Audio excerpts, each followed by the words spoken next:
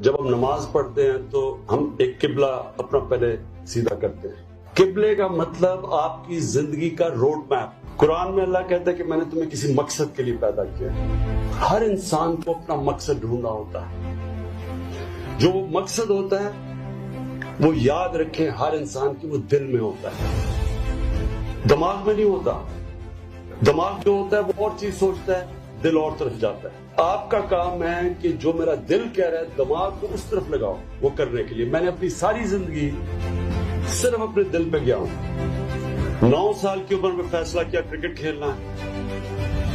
اس کے بعد میں نے کبھی نہیں سوچا کہ میں نہیں کھیلوں گا یا میں فیل ہوں گا. کبھی نہیں میں نے سوچا.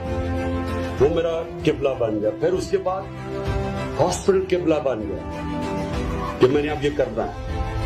پھر پالیٹکس کے قبلہ بن گیا کہ پالیٹکس کیوں, کہ پاکستان کو وہ ملک بنانا ہے جو قائد اعظم جو ملک بنانے کے لیے جدوجہد 40 سال کی تھی اور جو علامہ اقبال نے ایک بڑا خواب دیکھا تھا, تو اس کے اوپر واپس لے کے آنا ہے اسلامی فلاحی ریاست.